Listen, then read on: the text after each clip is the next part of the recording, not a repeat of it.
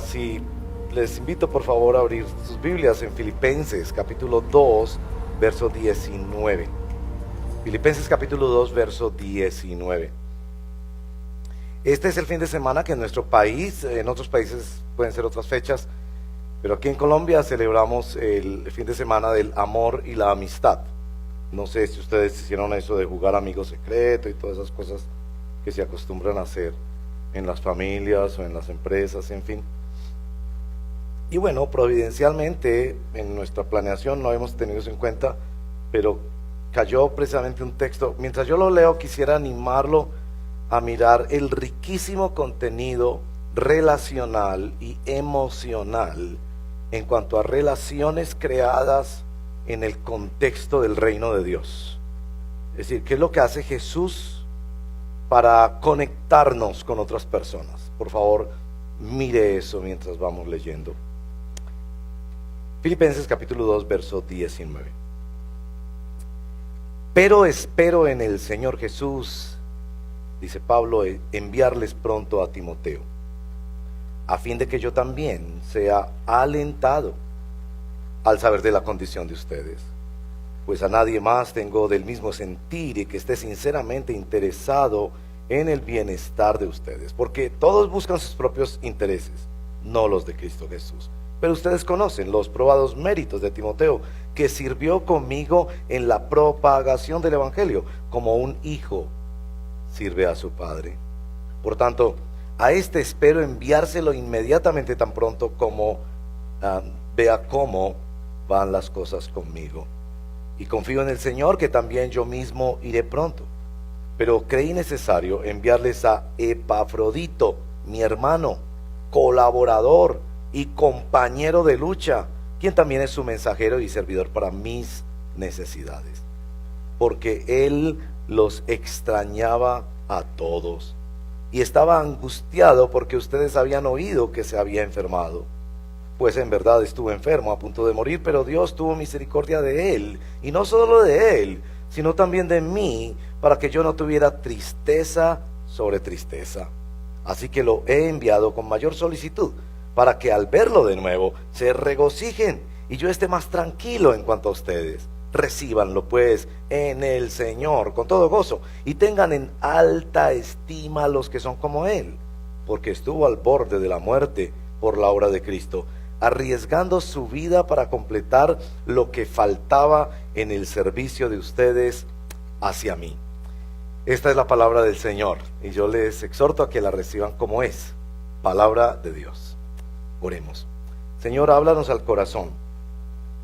Sin duda necesitamos tratar este asunto, como tú has dispuesto por el Espíritu Santo, que lleguemos a esta porción de tu palabra hoy en nuestra serie Ciudadanos del Cielo.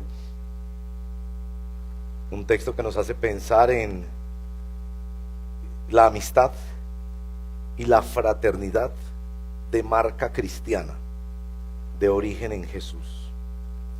Ayúdanos, por favor, Señor. Te lo pedimos en el nombre de Jesús, nuestro Señor. Amén. La palabra amistad es como un resorte, como que sirve para cosas muy superficiales, hasta que uno puede decir de un conocido que apenas ha visto una vez en la vida, no, ese es amigo mío, hasta para describir quizás las relaciones más valiosas de nuestra vida. En Antioquia en particular, ¿cuántos de aquí no son antioqueños? ¿Podrían levantar la mano? Para yo saber a quién voy a ofender con mi comentario. Ustedes no son antioqueños, entonces ustedes no se van a ofender con mi comentario. Los demás somos antioqueños, algunos como este servidor, hijo de antioqueño, nieto de antioqueño, bueno. En Antioquia hay esa cosa que llaman la rosca paisa, ¿no? Y ustedes que no son antioqueños lo han sufrido. Que los antioqueños nos ufanamos de decir que conocemos a todo el mundo. ¿Y quién hizo ese edificio? Hombre, un amigo mío. ¿Y de quién es esa empresa? Hombre, un amigo mío. ¿Quién fue el que salió en la televisión esta semana? Noticia? Hombre, un amigo mío. Y entonces cuando resulta que dice, oye, ese señor, ¿oíste la noticia del señor? Que sí, hombre, es amiguísimo mío. No, pero es que ese señor lo acaban de capturar por corrupción. No, realmente es un conocido. Hace muchos años que ni siquiera sé de él, ¿no? Ese asunto como elástico de la amistad Y bueno, hay muchas cosas sobre eso, pero ¿cómo leemos relaciones interpersonales en el contexto de una iglesia cristiana? Y si usted llega a esta iglesia de otra iglesia, usted va, por ejemplo, llegar al curso de membresía. Y en el curso de membresía, una de las cosas primeras que enseñan en el curso de membresía, o que enseñamos en el curso de membresía, es aquello de la diferencia que hay en mi relación con un hermano en Cristo, con quien tengo un pacto de membresía en una iglesia local, es decir, somos miembros de una iglesia local, adoramos juntos cada semana, sustentamos un ministerio, servimos juntos. La diferencia entre la relación con ese creyente y con un creyente de otra congregación, que también es ciudadano del cielo, pero yo con él no tengo un pacto de membresía, no soporto un mismo ministerio, no tengo la misma confesión de fe, no sustento y sirvo juntos.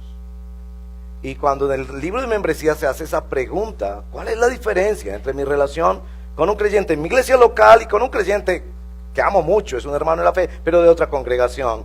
Generalmente eso dispara muchos pensamientos en los que están en el curso de membresía.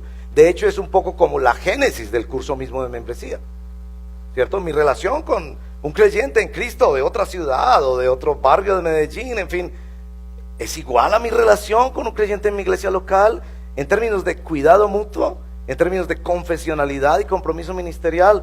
Bueno, eso dispara muchas preguntas, pero dispara mucho más preguntas y genera mucho más escozor en algunos.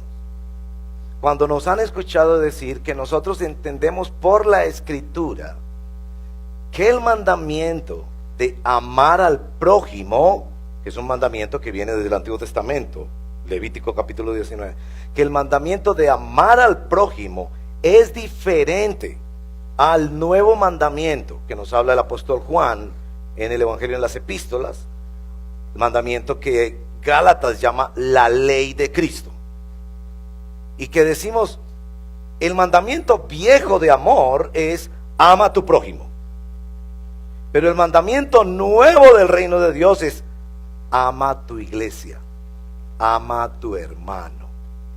El que no ama al hermano al que ha visto no puede decir que ama a Dios al que no ha visto. Cuando les decimos, esos dos mandamientos son diferentes, bueno, yo sé que a veces desata la polémica en algún, no es el mismo mandamiento. No. Por las Escrituras es demostrable que el viejo mandamiento del amor era ama a tu prójimo, y sigue vigente, ama a tu prójimo como a ti mismo. Pero que el nuevo mandamiento en la comunidad del reino es ama a la iglesia como Cristo la ama, ama a tu hermano como Cristo lo ama.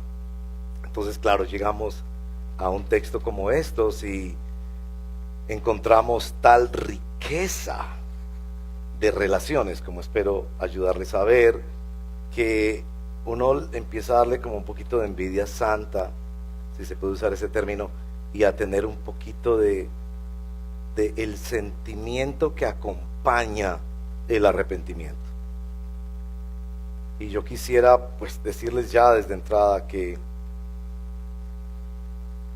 mi deseo al compartirles la palabra de Dios hoy es que deseemos y busquemos amistad con creyentes en nuestra propia iglesia donde nos congregamos, por encima, con más profundidad y con más compromiso que cualquier otra amistad que nosotros tengamos.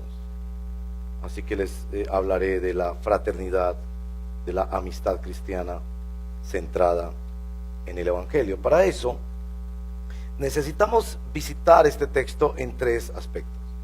Un primer aspecto es lo que tiene que ver con la sorprendente importancia que se da en este texto a las relaciones interpersonales entre cristianos. Casi que uno pensaría, pero Pablo, ¿por qué pusiste eso como en la Biblia? Y Espíritu Santo, ¿por qué inspiraste a Pablo a darnos un reporte sobre unos amigos, Timoteo, Epafrodito y él, que estaban visitándose, ayudándose, compartiendo, consolándose con una visita, preocupados porque el otro estaba triste? ¿Por qué nos dejas ese pasaje? Es sorprendente. Desde ahí se deriva una primera pregunta, que es nuestro segundo punto. ¿Por qué? ¿Por qué se valoran tanto estas amistades entre hermanos cristianos? Y lo tercero, cómo debemos promover la amistad y la fraternidad cristiana en nuestra iglesia, que debemos aprender nosotros. Así que prepárese para arrepentirse por no valorar las relaciones en la iglesia. Prepárese para disponerse a orar y a ser amigo y a hacer amigos en la congregación, porque creo que esto es una doctrina, como verán, central en la historia del cristianismo, que es la doctrina de la comunión de los santos. Bueno, vamos a la primera observación, la importancia de la amistad cristiana que se da en nuestro texto. Un pequeño repaso del libro de Filipenses deja ver que Filipenses es una carta profundamente emocional y relacional. No como otras cartas, Romanos, que es una densidad doctrinal y teológica. Aquí la densidad se da más en el gozo que se vive en la comunión cristiana sirviendo a Cristo, el deseo y la añoranza entre los hermanos. Un repaso rápido del libro de Filipenses al respecto. Por ejemplo, en el capítulo 1, verso 4, Pablo dice que ora siempre por ellos y ora con alegría por ellos. En ese mismo capítulo, verso 7, que los lleva en el corazón. En el verso 8, que los ama, los añora con el entrañable amor de Cristo. En el capítulo 1 también, verso 19, que él confía en que ellos van a orar por él y que gracias a la oración y la suministración del Espíritu él será liberado. Confía en la oración de los hermanos. En el mismo capítulo y en el capítulo 2, 24, habla de que quiere servirles y que quiere visitarles, que anhela visitarles. En el capítulo 1, verso 27, que la unidad de ellos en el Evangelio es importantísima para Pablo. Y bueno, en nuestro texto, que va a enviar a Timoteo, que ha enviado a Epafrodito, para él mismo cobrar aliento y ánimo al escuchar sus noticias. Capítulo 2, verso 2, la unidad de ellos es el culmen del gozo de Pablo. Capítulo 2, 17 y 18, Pablo dice que él se goza de pensar que podría morir por ellos, y que ese gozo, por extraño que sea, debería inundarlos también a ellos, que está tan entrañablemente ligado a ellos, que si un día tiene que morir por ellos, eso será un gozo para él, y ellos, en lugar de hacer un funeral, deberían hacer una fiesta de saber qué gozo tan profundo y eterno Dios ha puesto en sus corazones. En el capítulo 3, verso 2 y 18, Pablo llora, dice: lágrimas caen por mis mejillas al pensar que hay malos líderes que los están abusando y desviando del Evangelio. Capítulo 4, verso 1 en adelante, Pablo se goza de que han renovado el cariño por él y el cuidado por él, y que esa profundidad de gozo es algo que él recibe como un olor fragante. Bueno, capítulo 4, verso 1 dice que son su alegría, su corona, que los ama y que los extraña mucho, y repetidamente los llama amados, amados, amados míos. Es decir, la riqueza relacional de afecto que hay en este libro de Filipenses, casi como un tratado completo sobre lo que es la amistad cristiana, algo que deberíamos explorar mucho más en nuestra vida, porque parte de la tristeza que tú tienes, del sentimiento de soledad que tú tienes, de la rutina de vida cristiana que tú tienes, de la superficialidad de insensibilidad que tú tienes, tiene que ver con que no se ha disparado elementos relacionales de amor y de gran afecto con otras personas. Estás solo. Tú no tienes un amigo cristiano que te pueda corregir, hablar al corazón, llevar tu carga. Estás dispuesto a tomar tiempo para visitarte, hasta arriesgar su vida por ti. Y más preocupante que eso, tú no eres así. Tú no eres un hombre o una mujer cristiana que dice: yo voy a ser el mejor amigo cristiano para esa persona. Sí, tú estás muy preocupado por tu familia, por tu salud, por tus ingresos, por tu pensión, por todo aquello, y no es que no sean responsabilidades que debemos asumir, pero uno lee un texto de estos y la verdad uno siente vergüenza. ¿Amo así la iglesia? ¿Amo así a otros cristianos?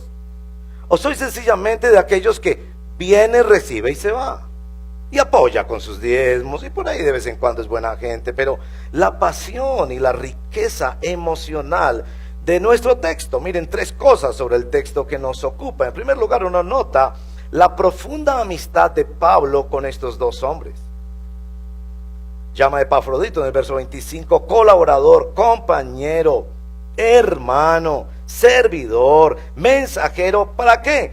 Para mis necesidades. Pablo está reconociendo un cariño especial con él. Y miren el caso de Timoteo en el verso número 22. Timoteo sirvió conmigo en la propagación del evangelio como un hijo sirve a su padre. Yo no sé si usted tuvo la alegría de servir con su padre. Papá que estaba arreglando algo de plomería en la casa, ¿no? Y el niño de 8 añitos parado junto al papá que está metido allá adentro buscando cómo reparar la cosa, y el niño está afuera con el martillo, con el destornillador. Pásame el destornillador. Papá, aquí está el destornillador. Ese niño no quiere ocupar el lugar del papá. Ese niño quiere estar al lado del papá, sentirse importante. ¿Cómo nos sentíamos los que tuvimos un buen padre de papá? Yo me acuerdo, mi papá me levantaba en su mano y yo pensaba, mi papá es el más poderoso del mundo. Y bueno, ya cuando llegan a viejos, me acuerdo yo teniendo que hacer cosas para él. O sea, ¿cómo es de diferente la vida? Pero qué privilegio poder estar en esa situación de ayudar a nuestros padres. Pero cuando es el niño sirviendo al lado de su padre, él no quiere ocupar el lugar del papá, él quiere estar ahí y disfruta estar ahí. La mamá le prepara el vaso de leche con la galleta y él va a tomárselo y él siente que él fue el que hizo el trabajo. Si lo que Pablo está describiendo aquí es una relación muy profunda entre dos hermanos en la fe que tienen una amistad, como dice nuestro título, centrada en el evangelio. Ahora miren otro factor allí relacional en el verso número 27. En verdad estuve enfermo, a punto de morir, pero Dios tuvo misericordia de él, que no se murió Epafrodito, pero no solo de él, sino también de mí, para que yo no tuviera tristeza sobre tristeza. O sea, me imagino Pablo llorando, diciendo, Señor, no me quites de este hombre, yo necesito este hombre en mi vida. Y claro, yo sé, usted piensa, el Pablo, el gran teólogo, ese con su intimidad profunda con Cristo, no necesitaba a nadie más, sino solo a Cristo. No, él sentía que se le iba la vida si su amigo cristiano no estaba a su lado. Y si Dios tuvo misericordia de mí, no pasándome por esa tristeza de perder un hermano, un consiervo, un colaborador en el evangelio. Pero más allá, el texto también nos da una visión de la amistad cristiana, de la fraternidad en medio de la fe en y con la iglesia de Filipos. Esa iglesia ha enviado 1200 kilómetros de distancia a uno de los servidores de la iglesia, para nada famoso, Epafrodito, a llevar una ayuda financiera y a quedarse con Pablo. En ese transcurso, mientras le servía a Pablo, Epafrodito se enferma gravemente. Y entonces en medio de esa enfermedad ustedes pueden ver que Pablo nos informa que lo envía porque él, verso 26, los extrañaba a todos y estaba angustiado, no porque él se había enfermado, estaba angustiado porque la iglesia estaba angustiada al escuchar que él se enfermó. Piensen en eso. Él no está aquí preocupado, ay Señor, sáname, sáname. No, él está aquí preocupado porque mis hermanos en la iglesia están preocupados por mí y yo necesito ir a decirles que ya estoy mejor. Y usted puede imaginarse ese primer domingo que Epafrodito llega a la iglesia y los hermanos estaban orando por Epafrodito, sintiéndose un poco culpables porque ellos habían enviado a Epafrodito a servir y por eso se había enfermado, como cuando enviamos los misioneros a los campos misioneros y escuchamos que Panky nos llama y nos dice, aquí hay uno de ellos que se enfermó. Ay, Dios mío, no debimos haberlo mandado, tal vez no tenía la fortaleza física para enfrentar la selva o cualquiera de estos lugares empobrecidos de Colombia donde no hay todas las condiciones de salubridad. Y la iglesia entre Epafrodito y el gozo tan grande, dice el verso 28, así que lo he enviado con mayor solicitud para que al verlo de nuevo se regocijen y yo esté más tranquilo. Es decir, ¿pueden dimensionar eso? Que Dios nos creó para que tuviéramos relaciones profundas. Dios nos creó para que disfrutáramos esas relaciones, para que esas relaciones de amistad cristiana permitieran que se expandieran nuestro corazón y nuestras emociones. Yo sé que quizás usted es de las personas que ha tenido problemas relacionales y un amigo lo traicionó. Entonces, como ese amigo lo traicionó, usted dice, cierro mi corazón. O sí lo quiero mucho, pero de lejitos. Y cuando necesite un favor, yo con mucho gusto le colaboro, pero muchos de ustedes, hermanos y hermanas, tienen el corazón cerrado a relaciones profundas de amistad. Y yo quiero ser sensible en entender que si fuiste maltratado, abusado, tiene que ser el evangelio el que no solo te dé una nueva perspectiva, sino que también te dé la fortaleza para enfrentar la fragilidad que hay en este mundo de las relaciones interpersonales. Pero también tenemos que notar la riqueza emocional de nuestro texto. Miren el verso 19. Pablo va a enviar a Timoteo. ¿Para qué va a enviar a Timoteo? No para que haga una cruzada evangelística, no para mandarles una ofrenda, porque Pablo era más pobre que un ratón. Él les va a enviar a Timoteo, dice el verso, a fin de que yo también sea alentado al saber de la condición de ustedes. ¿Ven eso, hermanos? Yo necesito saber de ustedes. Y me desespera no saber qué está pasando. Hay malos líderes que están atacando a la iglesia y desviando la doctrina de la iglesia. Hay hermanas como Evodia y Sintique que están peleadas. Hay falta de unidad. Hay hermanos que se sienten por encima de los demás. Hay hermanos que se sienten aplastados por su baja autoestima. Y Pablo sufre con todo eso y dice, yo necesito enviar a alguien. ¿Sabe cuánto valía un viaje en esa época? Que no habían celulares ni internet. Solo porque yo necesito consolar mi corazón sabiendo cómo están ustedes. Pero hay mucho más que eso. Hay mucho más que eso, ¿no? Después del verso número 28 habla de que él estuviera más tranquilo y que pudiera gozarse al saber que ellos también se gozaban. Pero miren el verso 20, dice que Timoteo es del mismo sentir, que hay otros que no son del mismo sentir. Pues Epafrodito ha ido a servir a Pablo y a servir en las necesidades de él, y él está profundamente agradecido, como lo deja saber más adelante el capítulo 4, verso 4 y 18. Se alegra grandemente de que los hermanos quieran de verdad ayudarlo y han revivido su cuidado por él, verso 4, 10. Pero especialmente aparece en el verso número 26 esta expresión, verso 26, de que Epafrodito los extrañaba a todos. No sé usted qué ve en la palabra extrañar. Es una palabra griega muy rica, muy diversa en el Nuevo Testamento. Extrañar. Yo estaba pensando el otro día que quizás decirle a alguien te extraño puede ser más poderoso que decirle te amo. ¿No les parece? Epafrodito dice, los extrañaba a todos. Esa palabra Pablo la usa en el verso 8 del capítulo 1 y en el verso 1 del capítulo 4, diciendo que él también extrañaba a la iglesia. Esa palabra aparece en Santiago 4:5, referida al Espíritu Santo. Y la traducción general es celo. El Espíritu te cela, desea ardientemente estar contigo. En 1 de Pedro capítulo 2, verso 2, ese mismo término se usa para un bebé que llora desesperado pidiendo que le den leche.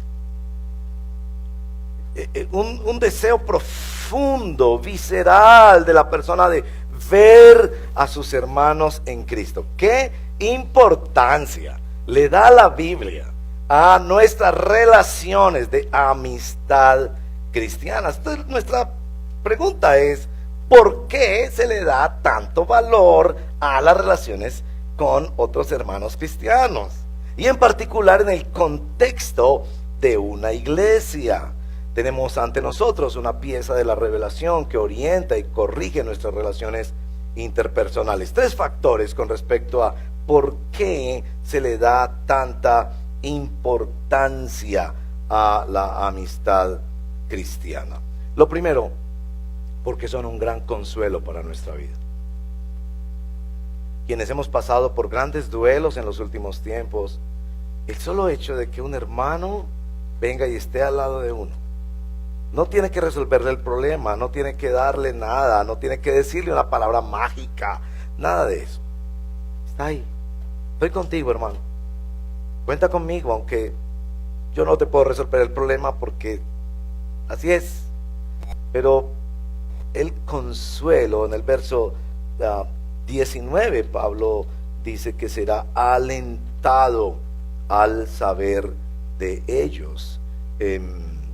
Verso 28, para su mayor tranquilidad, hace de las relaciones un bálsamo, una ayuda especial en nuestras vidas. Yo quisiera que, además del arrepentimiento necesario que hay cuando leemos la palabra de Dios, surja en ti un anhelo por encontrar y ser la persona que provee relaciones significativas. Y puedas decir, yo tengo con quien llorar, tengo a quien acudir, y yo soy la persona que también otras personas pueden acudir y pueden llorar conmigo y pueden llevar junto conmigo la carga. La segunda razón que observamos en nuestro texto es que se vive en el contexto de la iglesia. Son relaciones significativas en el contexto de la iglesia. Es en la iglesia donde deberíamos encontrar nuestros parceros, nuestros amigos más íntimos y cercanos. Es ahí donde debemos decirle al Señor, no nos dejes ser simplemente correligionarios, gente con la que nos sentamos con frecuencia en reuniones y entonces ya nos identificamos y nos saludamos, sino gente que nos conocemos. Y hermanos y hermanas, es cierto, no podemos relacionarnos todos con todos. Particularmente en el tamaño de nuestra congregación, no es estable que tú tengas una relación profunda y cercana con toda esta cantidad de personas al mismo tiempo. Y creo que Dios tampoco nos diseñó así. Dios no nos diseñó para tener 1 millón de amigos. Dios nos diseñó para tener algunas personas más cercanas que otras. En nuestro mismo texto observamos que la relación Pablo-Timoteo no es la misma relación Pablo-Epafrodito. La relación Epafrodito con la iglesia no es la misma Timoteo con la iglesia, Pablo con la iglesia. Pero sí podemos decir que son relaciones profundas, significativas. Tal vez la edad marcará algo de esto. Tal vez otras necesidades o características de nuestra personalidad marcarán algo de esto. Pero lo que decimos es, esto es de consuelo profundo para nuestra vida y se vive en el contexto de la iglesia. En tercer lugar, estas relaciones interpersonales existen por Cristo y para la causa de Cristo. Miren, en una revisión del texto vemos que la centralidad de esta amistad no es la amistad misma. La amistad es subsidiaria, es consecuencia de la afiliación que ellos tienen a Cristo. Entre más ellos están cerca de Cristo, más se acercan unos a otros. Y esto nos protege de la posible idolatría de ciertas amistades que nos absorben, nos consumen y muchas veces por eso se vuelven relaciones conflictivas y tóxicas. Pero aquí evidentemente todo este conjunto de relaciones se dan a raíz de Cristo y en torno a Cristo y su causa. Miren conmigo, verso 19. Espero en el Señor. Yo no estoy esperando en las exigencias tuyas o en tus planes. Estoy esperando en el Señor para hacer esta acción de amor, de enviar un amigo para que ayude a otros amigos. Verso 20 y 21, los intereses de Timoteo no son como los de otros que él lamenta, son los intereses por su bienestar, pero son los intereses de Cristo.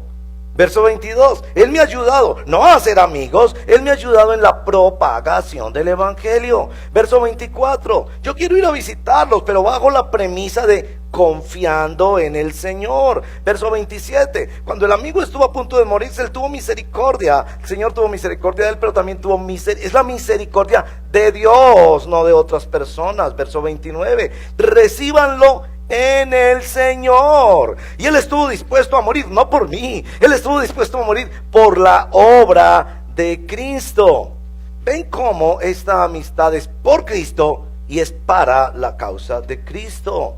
No es una relación absorbente, obsesiva, de uno con otro que tratan de encontrar su felicidad y su satisfacción y realización en otro ser humano. Tal vez la mejor persona que explicó esto fue C.S. Lewis, el famoso escritor británico, en su libro Los Cuatro Amores, uno de esos libros que aparecen en las listas de los 20 libros o 50 libros, como quieran, que un cristiano debe leer, Los Cuatro Amores. Allí él reflexiona sobre las 4 dimensiones de amor que aparecen en las Sagradas Escrituras, una de ellas fileo o amor. Luis dice, los amigos no se miran de frente, sino que van hombro a hombro. No buscan su realización en el otro. Hay una causa que los une, algo afuera de ellos.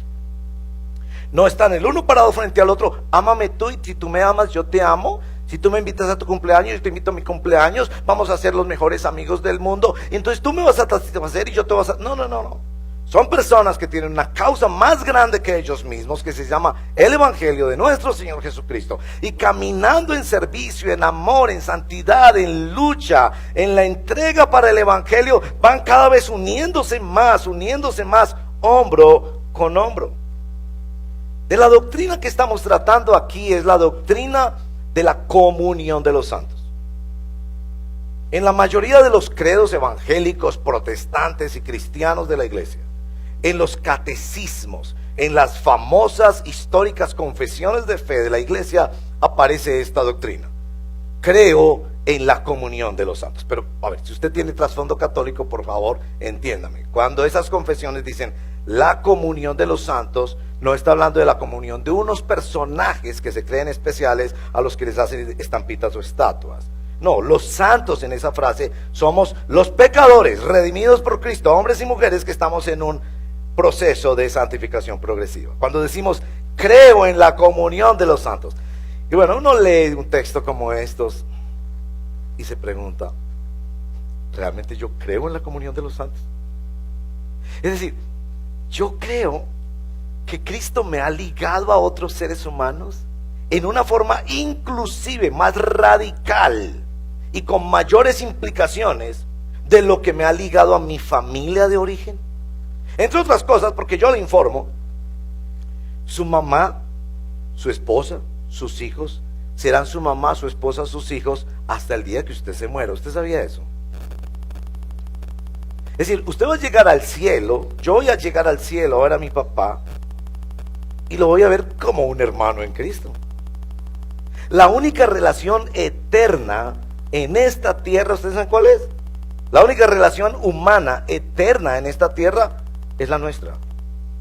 Las demás relaciones desaparecerán. No vaya usted a pensar que esto es idea de las mansiones gloriosas y las moradas allá de San Juan. Entonces en el cielo vamos a tener, Juan 14, unas moradas, unas casas. Y entonces en esa casa yo voy a estar con mi esposa. Nada más pues para que usted piense, ¿qué van a hacer los que se enviudan y vuelven y se casan? No, allá vamos a habitar en casas, va a ser un paraíso glorioso, vamos a disfrutar de toda la creación de Dios y de todo el universo, y vamos a ver cuerpos nuevos, sin tristeza, ni enfermedad, ni dolor. Pero, yo a veces yo me pregunto, ¿cómo nos vamos a ver, cierto? Oye, David, yo te conocía, hola David, ¿cómo estás? No sé cómo será, ¿te acuerdas de la construcción? ¿Cómo sufrimos por esa construcción, hermano? Y mira, ya todo eso pasó, aquí no calles de oro, mar de cristal, pero nos veremos como hermanos en Cristo.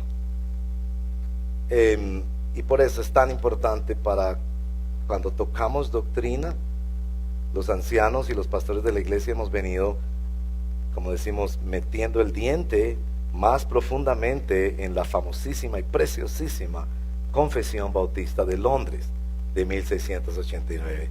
En su artículo número 27 habla de la comunión de los santos. Permítame leer qué dice la Confesión Bautista de Londres 1689 sobre la comunión de los santos en ese orden de ideas. Todos los santos que están unidos a Jesucristo, su cabeza, por su espíritu y por la fe, aunque por ello no sean hechos una misma persona con él, tienen comunión con sus virtudes, padecimientos, muerte, resurrección y gloria. Y al estar unidos unos a otros en amor, tienen comunión en los dones y las virtudes de los unos y de los otros. Y están obligados al cumplimiento de manera ordenada de los deberes públicos y privados que conducen a su bien mutuo, tanto del hombre interior como en el exterior. Los santos de su profesión, por estar obligados a mantener entre sí un compañerismo y comunión santos en la adoración a Dios y en la realización de los otros servicios espirituales que tiendan a su edificación mutua, así como en ayudarse los unos a los otros en las cosas externas, según sus distintas posibilidades y necesidades. Aunque conforme a la regla del Evangelio, dicha comunión debe ser ejercida por ellos especialmente en las relaciones en que se encuentren, ya sea en las familias o en las iglesias. Aún así, según Dios dé la oportunidad, debe extenderse a toda la familia de Dios, de la fe, es decir, a todos los que en cualquier parte invocan el nombre del Señor Jesús. No obstante, su comunión mutua como santos no quita ni infringe el derecho o la propiedad que cada hombre tiene sobre sus bienes y posesiones. La doctrina de la comunión de los santos. Entonces eso nos llevaría también a hacernos la última pregunta: ¿cómo debemos promover entre nosotros la amistad y la fraternidad cristiana? Si ustedes han acompañado las últimas exposiciones del libro de Filipenses, se han dado cuenta que Pablo viene con mucha insistencia tratando de ayudarlos a entender a ellos estos temas de la unidad, del gozo común y de los recursos que Dios ha dado para eso, como es su capacidad combativa, su autohumillación, la capacidad de vivir centrados en el Evangelio. Y que Pablo está tratando de comunicarles esto, y es un poco como que Pablo dice: la mejor forma de explicarles esto es a través de un ejemplo. Más que seguir conceptos, ustedes deberían estar atentos a seguir ejemplos. Y bueno, en el capítulo 2, de los versos 5 en adelante, está presentando el ejemplo fundamental, no solo ejemplo y modelo, sino motor de nuestra vida, que es nuestro Señor Jesucristo. Y allá decíamos que es el Evangelio, la humillación de Cristo, la exaltación de Cristo. Después en el capítulo 2, más adelante, versos 17 y 18, él mismo se presenta como un ejemplo diciendo: yo estoy aquí en la cárcel y estoy dispuesto a ser derramado en libación, esto es, sacrificado voluntariamente por ustedes. Después presenta, por supuesto, el ejemplo de Timoteo, pero el ejemplo de Epafrodito parece ser como el ejemplo que él más quiere decirnos: sigan gente como Epafrodito. Y tal vez los estudiosos de la Biblia se dan cuenta que en comienzo del capítulo 2 él está diciendo que piensen en los demás como superiores a sí mismos, y aquí en Epafrodito les está diciendo: tengan en alta estima a estas personas. ¿Por qué? Porque estaba dispuesto a entregar su vida. Tres características que yo creo que observamos en Epafrodito particularmente, pero también en Timoteo, Pablo, y que se emanan del Señor. Son tres palabritas que yo creo que nos pueden ayudar mucho a crecer en nuestra comunión, porque aunque nos arrepentimos de creer pobremente la doctrina de la comunión de los santos, estamos aquí por la gracia de Dios para mejorar nuestra convicción y crecer en ese compromiso, en ese entendimiento que es la comunión de los santos. Tres palabritas clave. La primera palabrita es ser disponibles o estar disponibles. Tenemos aquí a dos hermanos, Timoteo y Epafrodito, que estaban dispuestos a viajar, dispuestos a parar su agenda y disponerse para otros, porque tenían los intereses de Cristo, porque estaban dispuestos a sacrificarse por la obra de Cristo. Es decir, abrir espacios en la agenda, dejar que otros interrumpan nuestra vida. Y ahí, hermanos, más adelante voy a aplicar más, pero el tema de los rebaños, que nuestra agenda en la semana pueda ser interrumpida para participar en un rebaño presencial o virtual y fortalecer relaciones con algunos, porque evidentemente no podemos con todos, pero encontrar y buscar cómo podemos hacernos mejores amigos. Disponibilidad, evidentemente, para Timoteo y Epafrodito era suspender su agenda y priorizar las necesidades y la agenda de otros. ¿Estás dispuesto a eso? Hacemos bien en poner como algo estricto, serio y comprometido en nuestra vida, darle el mejor momento de nuestra semana, que es el domingo por la mañana. Y yo los felicito por mantener su compromiso en eso. Para ustedes y para sus familias eso es esencial. No cambien eso por nada. Celebramos la resurrección de Cristo, la llegada en Pentecostés, anunciamos la segunda venida de Cristo cuando juntos nos unimos para adorar públicamente los domingos en la mañana. Pero tenemos que hacer más, tenemos que disponernos más para ir más allá, paso más allá de, sí, está bien saludarnos ahora y nos conocemos un poco más y nos ayudamos, pero más. Cristo quiere que tú disfrutes la alegría del don de la amistad cristiana. Segunda palabra, no solo ser disponibles, ser también sensibles, empáticos al sentir del otro, a la necesidad del otro, al sufrimiento del otro. Ustedes van a ver una y otra vez en este texto, Pablo preocupado porque la iglesia estaba preocupada, Timoteo inquieto por el bienestar de la congregación, Epafrodito triste porque los hermanos estaban tristes. Como es un ejemplo de la sensibilidad cristiana, pero hay que aclarar que nuestra sensibilidad tan afectada por el pecado no implica reciprocidad. Yo creo que la expectativa de reciprocidad es una de las cosas que más daño le hace a nuestra relación. Yo te doy un regalo el día de tu cumpleaños y me quedo esperando a ver qué me van a dar el día de mi cumpleaños. Yo lo invito a mi casa a una cena y después escucho que el otro hermano fue invitado a la cena con este hermano y a mí no me invitaron. Es decir, la expectativa de reciprocidad, de que esto fuera como un trueque, como algo en yo te doy si tú me das, ¿no? Como cuando jugábamos los muchachos en la escuela, menos ellos, ya soy muy viejo, pero cuando íbamos a partir los equipos de fútbol en la escuela, ¿se acuerdan? Y hacíamos una cosa que en esa época nosotros lo llamábamos picamonto, que entonces se hacían los dos capitanes de los equipos, un pasito, otro pasito, otro pasito, y entonces el que llegaba primero es el que escogía, y usted escoge uno, y yo escojo otro, usted escoge uno, otro, escojo otro, como si la fraternidad cristiana considere, yo te doy si tú me das, yo te abro mi corazón si tú me abres tu corazón, yo te doy regalo de cumpleaños y de Navidad si tú me das regalo de cumpleaños. No, la sensibilidad implica pensar en la necesidad del otro, punto. Y si el otro no me invitó a su cumpleaños, pues se le olvidó, no le alcanzaban los recursos, qué bonito que puede tener otros hermanos cerca de él, está bien. No lo tomes como una ofensa. La reciprocidad o la expectativa de reciprocidad mata las relaciones, mata los matrimonios. Hazlo tú, punto.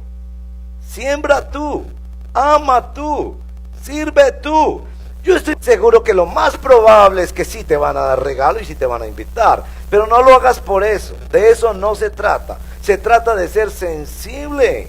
Pablo quería saber cómo estaban las cosas de los hermanos, quería servir en las necesidades de los hermanos. Epafrodito no se preguntaba, ¿será que sí me extrañan? No sé, lo extrañaban o no lo extrañaban, pero él estaba dispuesto a decir, yo sí los extraño mucho.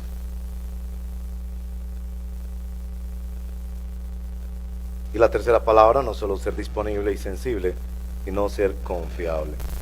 Sin duda Pablo está poniendo aquí ejemplos de hermanos, verso 22, que tienen méritos probados, verso 29, que debe ser considerado de alta estima. Cuando uno escucha esta clase de expresiones en el Evangelio, uno dice, ¿es Evangelio de obras?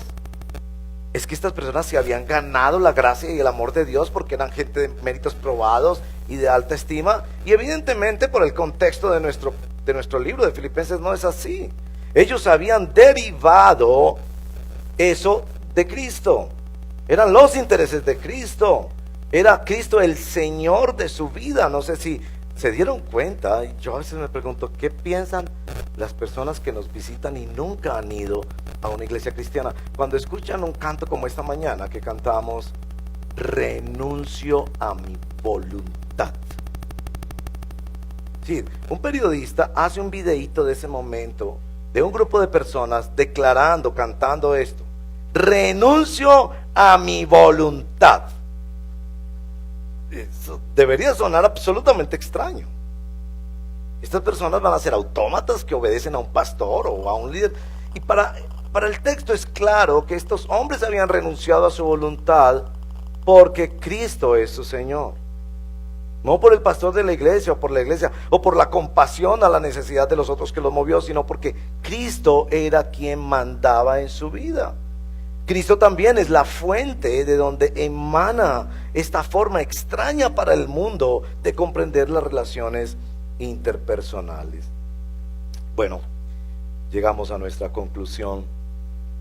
Nosotros creemos en la comunión de los santos. Creemos que Jesús fue llamado amigo de pecadores.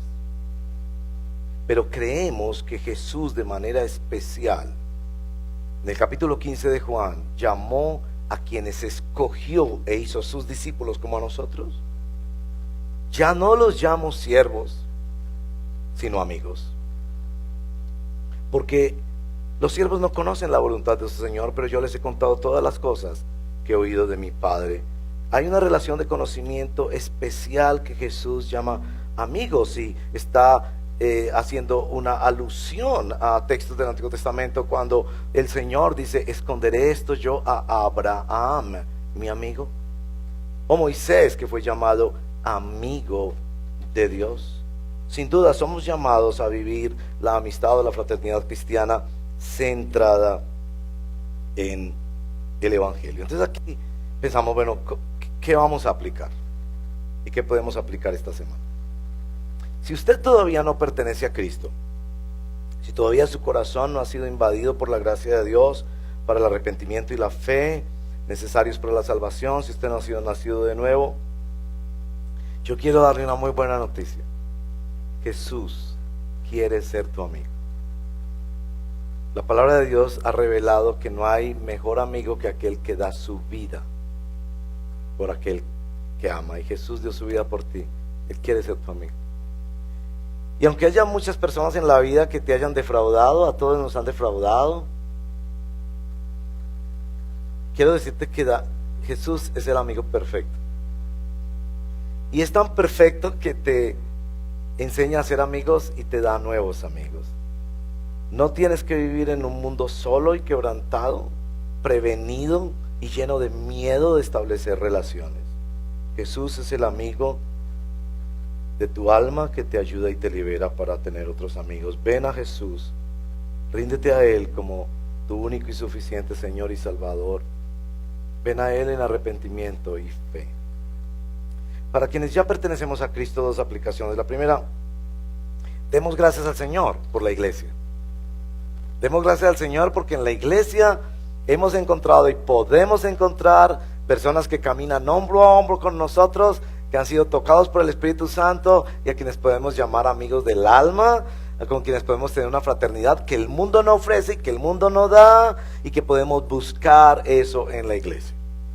Demos gracias al Señor por eso y no menospreciemos las relaciones que Dios nos ha dado en la iglesia. Si el gran San Pablo sufría por no tener a su amigo a su lado y hacía una inversión enorme nada más para poder tener un poquito de noticias, nos están diciendo el Espíritu Santo claramente que nuestras relaciones son más importantes que sencillamente ser correligionarios que nos vemos una vez cada semana.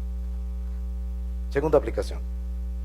Debe haber entre nosotros una diferencia entre tener amigos y ser amigos.